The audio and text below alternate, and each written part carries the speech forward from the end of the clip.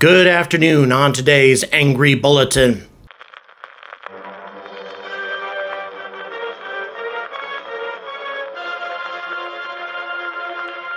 In an unprecedented letter sent to the Inspector General of the Intelligence Community, a bipartisan group of U.S. congressmen are demanding immediate information on any UAP reverse engineering programs or other clandestine research programs that the military may have been carrying out over the last several decades. They want specifics, they want names, and they want locations, and they want it by September 15th. All of this and more coming at you on the Angry Astronaut right now. Good afternoon, and once again, welcome to the Angry Astronaut. Got bulletins coming at you fast and furious right now. The news is just going nuts with all of this new UFO stuff. And I have to admit, my own opinions about all of this are starting to evolve a little bit as time goes on and as I learn a little bit more about the information that David Grusch has provided, and most importantly, what he has not provided thus far.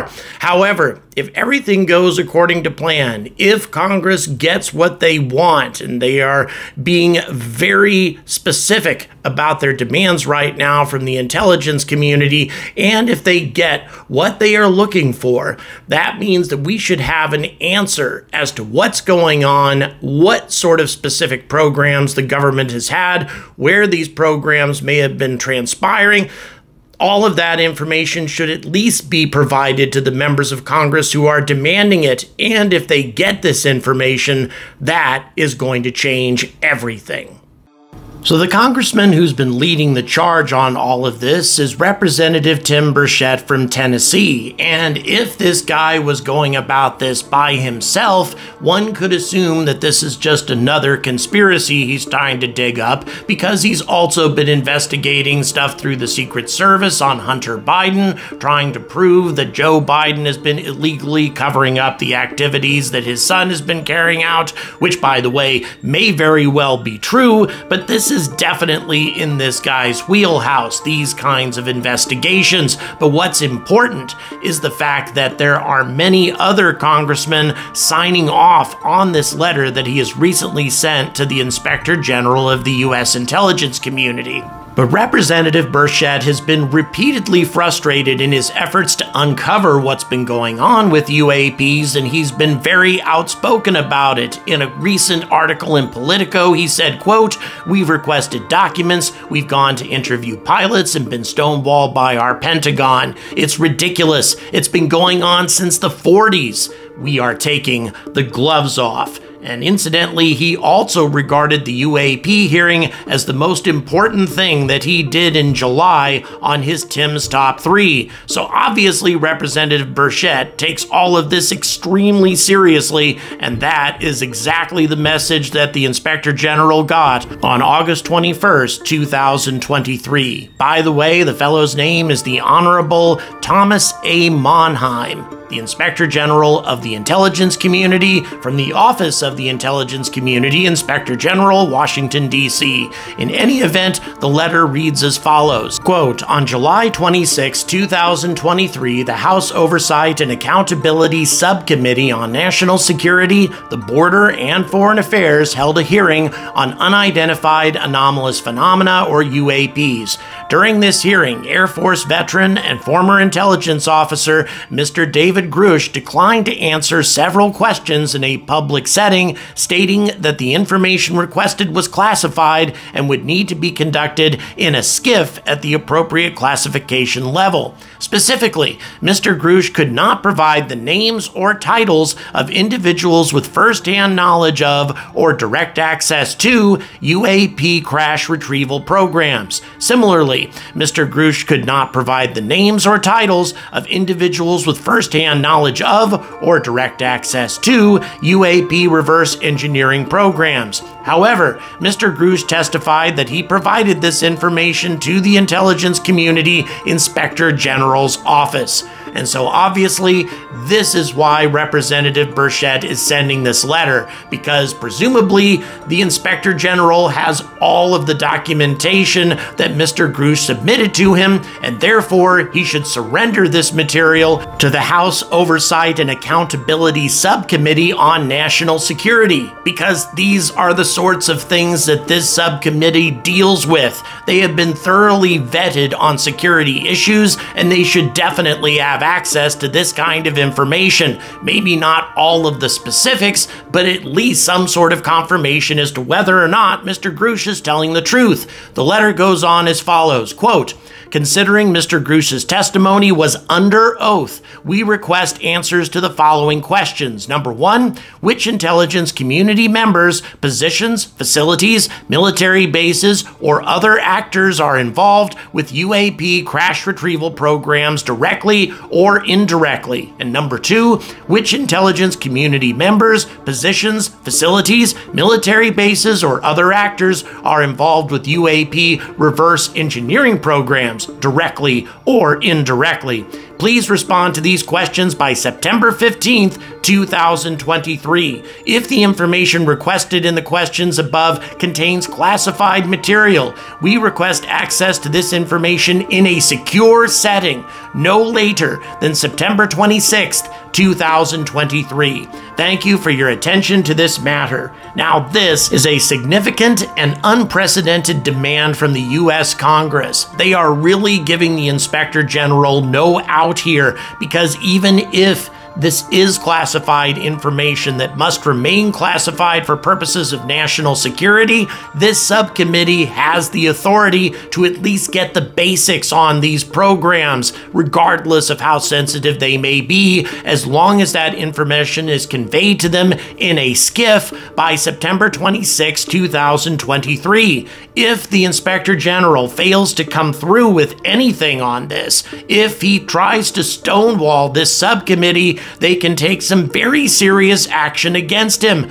even as far as holding him in contempt.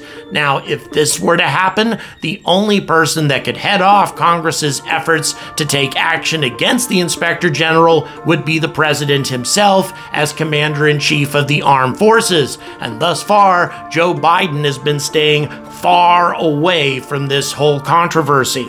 And another detail that further adds to the legitimacy of this demand from Congress is the fact that so many other congressmen are signing off from it, especially from both parties. For example, Jared Moskowitz, Democratic representative from the state of Florida. Also from Florida is Anna Paulina Luna, and then there's Eric Burleson from the state of Missouri, and then finally Andy Ogles from Tennessee. Oh yeah, and one other representative who I think is very significant, and that is Representative Nancy Mace from South Carolina, my home, at least for the next few days, that is. She's been involved in some very significant bipartisan legislation, including the Protecting Older Americans Act, which was co-authored not only by her, but also by Lindsey Graham and Democratic Senator Kirsten Gillibrand and Democratic Senator Dick Durbin. These sorts of people don't just make requests on a whim or pursue crazy conspiracies because they feel like it or because it's popular with their constituents. These are highly respected members of the U.S. government. Several of them do their best to avoid any sort of controversial legislation and try to cross the aisle, carrying out bipartisan legislation all the time. Why would these people put their careers and reputations at risk on some sort of crazy conspiracy theory? Well, because, obviously, it isn't crazy. This is a very serious matter and one that we need more information on. However, I have to admit, the more I've learned about David Grusch's testimony, what he has said, and more importantly, what he has not said, not only to the public, but also to the Congress, the more I've started to wonder. Now, before I go any further, I'd like to let you folks know that I have an idea for a series of videos called the CIA UFO Files, and this is in reference to a large number of UFO-related documents which were declassified and put on the CIA's website. It's actually true. On the CIA's website, there are many UFO-related documents that really don't have a lot of other commentary aside from simply reporting about certain incidents that have happened in regards to UFOs since the 1950s. And some of these stories are really compelling. If this is the kind of thing you would be interested in seeing, please like this video. If I get 4,000 likes, I will begin working on this series of videos. And if you have other ideas on what sort of UFO-related topics you would like me to cover, please put it in the comments. Okay, all of that having been said, as I said at the beginning of this video, my opinions about what David Grusch has been saying has been evolving over the last several weeks. And the reason for that is it's become more and more apparent that he has provided virtually no specific information, not just to the public, but also to Congress. And that was revealed by the letter that was recently submitted by Congress, by this bipartisan group of representatives who are demanding information from the intelligence community. It would appear that David Grusch has provided no specific information as to people involved, no specific information as to military bases, locations of facilities where reverse engineering programs are happening, nothing. And this applies to information that he has supplied to Congress, as well as information he's supplied to the public. Indeed, it may appear that we don't know any more than Congress does about these specifics. And if that is indeed the case, how much does David Grusch really know for certain? How much has he actually seen to verify his claims? And what might have driven him to make these kinds of claims if they weren't valid? All of these things are beginning to bother me right now because in general, I only like to make videos that have at least some verifiable information that can be drawn from. In other words, the videos that I've made about Oumuamua, about the possibility of extraterrestrial alien megastructures, that sort of thing. All of these have astronomical data that could at least be interpreted as being artificial constructs or artificial craft, artificial signals, etc.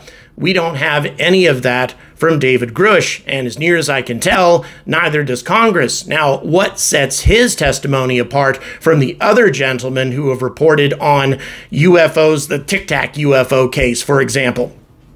That case has verifiable information on radar, verifiable information on camera, verifiable information on IR scanners. And yeah, we don't actually get to see the radar records, but we have the testimony of extremely reliable witnesses who say that they saw the radar records themselves, that they had an opportunity to review the records of what they saw, what they witnessed, and consulted with other people who were tracking these craft. That, in my opinion, is much more verifiable information. In other words, things that these men testified that they saw themselves. Thus far, David Grusch has provided no testimony as to any information that he has personally seen. Instead, he is simply talking about information that he's gathered from others, and very vague information at that. Once again, I don't want to say that this man is a liar, but at the same time, I don't think it's good to take him totally at his word and take everything at face value just because of a sterling military career. There are many people with very respectable military careers who carried out some extremely courageous acts on behalf of their country, who later on turned out to be not all that reliable on other things. There are many examples of people like that, and although we should definitely respect their accomplishments and the service that they have done for their country, that doesn't mean that we need to trust what they say at face value without any evidence to support it. Well, here's what I have to say about this then, at least at this stage. If the U.S. military or if the intelligence community has any information whatsoever about a reverse engineering project involving UAPs or any other government project that has been clandestinely studying UAPs, and that's something that's been going on for quite some time, as David Grusch claims, they need to at least acknowledge that to Congress by September 15th. They need to at least tell them some of the basics of what they have requested. Or if they haven't been doing that, if all of this is nonsense, then they need to say that by September 15th. What they need to stop doing is remaining silent about this because it's far too important. Thank you very much for watching. Please like, please subscribe. It's incredibly important to the success of my channel. Also, those of you in the Pittsburgh region, get ready for my next tour event taking place on September 3rd. Information in the description. And if you want to support this tour, all of that is in the description as well. And until we finally get some solid evidence on David Grusch's testimony and find out for a fact just what the government may have been hiding all of these years, I urge all of you to stay angry about space.